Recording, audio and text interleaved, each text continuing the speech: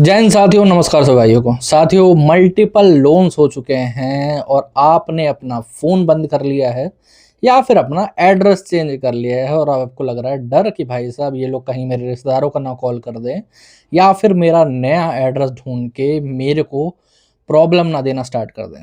ऐसा हमारे बहुत सारे भाइयों के सवाल आते हैं और एक क्लाइंट के साथ ऐसा हुआ भी। उन्होंने मुंबई में पहले वो चेंबूर साइड वगैरह में रहते थे, ठीक है, बट उन्होंने एड्रेस चेंज करके वहाँ से कुल मिला के 5 किलोमीटर दूर जाके वो रहने लगे। बट रिकवरी वालों ने तब भी उन्हें ढूँढ लिया और कोई नया तरीका नहीं निकाला होगा। आप लोग कई बार पूछते हो ना कि सर इन लोगों ने कोई नई टेक्निक निकाल दी होगी हमें ढूँढने के लिए या फिर कोई नया तरीका होगा। ऐसा कोई नया तरीका नहीं है।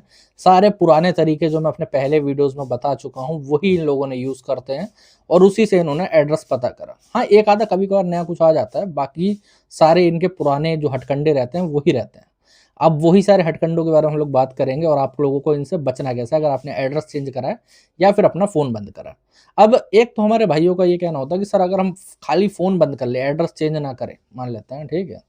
वैसे तो मैं एड्रेस चेंज करने के समर्थन में नहीं रहता हूँ। क्यों नहीं रहता हूँ? बात ये होती है कि कोई रिकवरी वाला बेशक आपको वो ज़्यादा परेशान नहीं कर सकता अगर आप उनकी टाइम टू टाइम कंप्लेंट्स वगैरह करते रहें आरबीआई में और बैंक को, तो वो आपको उतनी दिक्कत नहीं देगा। बट तब भी कई भाई भाई लोग ज़्यादा परेशान हो जाते हैं, तो वो लोग सोचते हैं यार हटाओ सब कुछ, किराए के कमरे पे रह ही रहते हैं, तो चेंज कर लेते हैं, बात खत्म हो जाएगी यहाँ पे। और वैसे उनका सही भी डिसीजन होता है, मैं इसमें उनका थोड़ा बहुत समर्थन करता भी हूँ, ठीक है। बट वो लोग ना कुछ चीज़ें भूल जाते हैं, ताकि जब वो एड्रेस आगे चल के कहीं पर चेंज करते हैं, रिकवरी वाला उनको वहाँ पर भी ट्रैक कर लेते हैं। तो सबसे पहले तो एक तरीके पे आप लोग आ जाते हैं, जिन भाइयों ने एड्रेस चेंज नहीं करा और वो खाली फ़ोन बंद करके बैठे हुए हैं और सोच रहे हैं कि रिकवरी वाले मेरे घर पे नहीं आएँगे, तो मैं आपको बता देना चाहता हूँ, कुछ एनबीएफसी और कुछ बैंक कुछ एरियाज़ में विज़िट नहीं करते हैं। बट सारे बैंक और एनबीएफसी आपके होम पर पहले महीने के बाद विज़िट करना स्टार्ट कर देंगे, ठीक है? तो आप लोग टाइम टू टाइम कंप्लेंट्स वगैरह करते रहो, बैंक को कंप्लेंट करो, उसके बाद आरबीआई में कंप्लेंट डालो, तो आपकी विज़िट रुक जाएगी। कई लोग बोलते हैं सर अभी विज़िट हुई नहीं है, तो क्या हम विज़िट होने से पहले भी कंप्लेंट कर सकते हैं आरबीआई में? हाँ, कर सकते हो। ओके? बस ये इतना याद रखना कि 30 दिन का टाइम पीरियड हो दोनों के बीच में, ठीक है? बैंक को करी गई कंप्लेंट और आरबीआई की करी गई कंप्लेंट में, ठीक है? 30 दिन का लॉक इन पीरियड रहता है एक तरीके से, वो कंप्लीट हो जाएगा तो उसके बाद कोई दिक्कत नहीं रहेगी, ठीक है? अब आ जाते हैं मेन टॉपिक पे कि रिकवरी वाले आपको ट्रैक करते कैसे हैं, ढूँढते कैसे हैं, ठीक है? तो देखो 2, 4, 5 तरीके ही हैं, उसके अलावा कोई छठा तरीका है ही नहीं, जेनुइनली अगर कहा जाए तो, ठीक है? एक तो सबसे बढ़िया तरीका इनका ये रहता है कि भाई साहब ये विज़िट करने आएँगे ना आपके घर पे, तो वहाँ पर देखेंगे कि कोई आप वहाँ पर जब मिलते नहीं हो, आप वहाँ पर रह नहीं रहे हो, तो ये आपके आस-पड़ोसियों से बात करने की ट्राई करते हैं। आस-पड़ोसियों से या फिर आपकी जो कॉलोनी होगी, वहाँ के लोगों से बात करना स्टार्ट करेंगे, आपकी कई बार फ़ोटो दिखाने लगते हैं। वैसे ये फ़ोटो वाली हरकत ज़्यादातर कुछ गिरे हुए एनबीएफसी वाले करते हैं, ठीक है?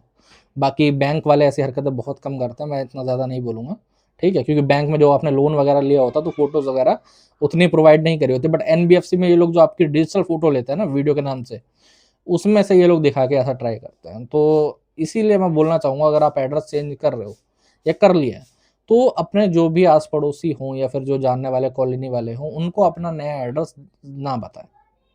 हाँ, मैं जानता हूँ कि वो आपके जानने वाले हैं, आपको उन पे भरोसा है कि वो शायद नहीं बताएँगे। बट कई बार होता क्या है कि कुछ लोगों के मुँह से निकल जाती है। आपने बेशक अपने दोस्त को बताया होगा, अपने पड़ोसी को, ठीक है? कि मैं भाई साहब उस वाली कॉलोनी में रहने जा रहा हूँ, ठीक है? बट होगा क्या, वहाँ पर आपने बता दिया, अब वो किसी और को बता देगा और वो भूल जाएगा बेचारा, ठीक है? कि मैंने उसको बताया था और अगर उसको फ़ोटो दिखाई गई या बोला गया, तो वो बता देगा कि हाँ, उन्होंने तो उस कॉलोनी में शिफ्ट कर लिया है। अब वो वहाँ जाके नई कॉलोनी में आपकी फ़ोटो वगैरह दिखाएँ या फिर आपके नाम से पूछें, तो कोई ना कोई बता ही देता, सोचता है उनका कोई रिश्तेदार होगा या फिर कोई और होगा, वो घर पे छोड़ के चला जाता है। तो यहाँ से पहले तो एक तरीका ये है रिकवरी एड्रेस पता करने का, ठीक है? तो इसीलिए मैं आप लोगों को बोलना चाहूँगा, वैसे बड़ी जो सिटीज़ होती है दिल्ली, मुंबई, वहाँ पर ऐसी दिक्कत बहुत कम आती है, ठीक है? क्योंकि अगर मान लो आप 1-2 एरिया छोड़ के भी रह रहे हो ना, तो भी आपका घर इतनी जल्दी कोई पता नहीं कर सकता वहाँ पर, ठीक है? बट उसके बाद सेकंड ऑप्शन इनके पास रहता है गैस सिलेंडर वाला, जो कि मैं बहुत आइकॉनिक है ये। कई लोग पूछते हैं सर गैस सिलेंडर से ये लोग एड्रेस कैसे पता कर सकते हैं? मैं बताता हूँ कैसे, ठीक है? अब जो नए पुराने व्यूअर्स हैं उनको तो पता होगा, जो नए व्यूअर्स हैं उनको बता देता हूँ। आपका जो गैस एजेंसी है ना, हमारे इंडिया में मेनली 3 ही गैस एजेंसी चलती है, उनके अलावा कोई चौथी नहीं है। होगी भी तो भाई साहब उसको इतना यूज़ नहीं करता कोई, ठीक है? 3 गैस एजेंसी है, तीनों के नाम आपको भी पता होंगे, मुझे भी पता है और रिकवरी वालों को भी पता है।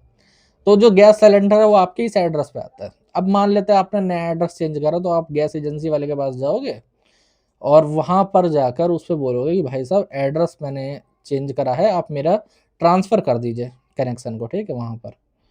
तो वो कुछ नहीं करेगा, वो जो आपके यहाँ पर गैस देने आता है ना, साइकिल पे आता हो या गाड़ी पे आता हो, उसको 150 रुपए देगा और बोलेगा इस वाले का नया एड्रेस जाके मुझे पता कर दो और फ़ोन नंबर भी भेज दियो। वो जाएगा 1 सेकंड में निकाल के दे देगा। पर्सनल एक्सपीरियंस से बता रहा हूँ मैं जेनुइनली। मैंने यहाँ पर जो मेरी लोकल एजेंसी है ना, मैंने यहाँ पर भी पता करा था और ये लोग एक्चुअली में दे देते हैं। बोलता है 150 रुपए लेके क्या पता लग रहा है, हमारा कौन सा कुछ जा रहा है भाई, हमारा तो मुनाफा ही हो रहा है ना, उसके क्वार्टर का इंतजाम हो जा रहा है रात के, क्या दिक्कत आ रही सिस्टम में देख के। तो वहां से वो लोग आपका नया एड्रेस बता देंगे। इसको रोकने का बहुत सिंपल तरीका है। अगर आप अभी एड्रेस चेंज नहीं करा है और अगर कर भी लिया तो मैं बता देना चाहता हूँ क्या करना चाहिए। अपना गैस कनेक्शन सरेंडर कर दो। जब आप अपना गैस कनेक्शन सरेंडर कर दोगे तो दो चीज़ें होंगी, आपका डाटा ही उड़ जाएगा वहाँ से। तो वो लोग रिकवरी वाले आके, अब कई लोग बोलते हैं सर एड्रेस चेंज कर दिया अब तो ट्रांसफर हो गया, अब तो बता देगा वो। अरे मेरा भाई अभी तक वो पता करने नहीं गया ना, अगर पता करने गया होता तो आ गया होता आपके घर पे। अगर नहीं आया है तो आप गैस कनेक्शन ही हटा दो, सरेंडर कर दो उसको, तो आपका डाटा ही हट जाएगा उनके पास से। जब एजेंसी के पास डाटा ही नहीं रहेगा तो बस बात खत्म वहीं पर, समझे। जब एजेंसी के पास डाटा ही नहीं रहेगा तो वहां पर बात खत्म हो गई।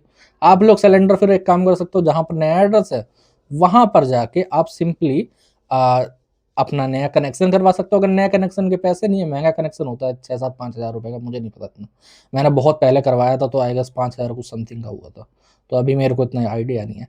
तो अगर आपको ज़्यादा महंगा लगता है तो आप एक काम करो भाई साहब, वहाँ इंडिया में रहते हैं, यहाँ पर मतलब 100-200 एक्स्ट्रा दे के भी कुछ मिल जाता है, समझ रहे हो, तो कोई दिक्कत वाली बात नहीं। ओके, एक जो नई चीज़ है जो आप मुझे पता लग रही है, कुछ ना लोकल इंटरनेट कनेक्शन वाले भी होते हैं हमारे एरियाज़ में, ठीक है। हर जगह नहीं होते, यहाँ पर दिल्ली में बहुत कम होते हैं, ठीक है। बट ये जो लोकल इंटरनेट कनेक्शन वाले हैं ना, ये लोग भी कई बार एड्रेस दे देते हैं, ठीक है। 1-2 केसेस में मेरे को पता लगा है ऐसा कि ये लोग लोकल इंटरनेट कनेक्शन वालों के पास जाते हैं और वहाँ पर पता कर लेते हैं। बड़े-बड़े कनेक्शन वाले नहीं बताएँगे आपको एड्रेस, बट जो छोटे-मोटे कुछ होते हैं, जो जिनकी एजेंसी छोटी होती है, वो लोग एड्रेस वगैरह बता देते हैं। उनको थोड़ा बहुत लालच दिया जाए तो बता देता है वो कस्टमर का एड्रेस, या फिर रिश्तेदार वगैरह बन के जाते हैं ना रिकवरी वाले, कई होगा तो बता दिया जाता है उन्हें।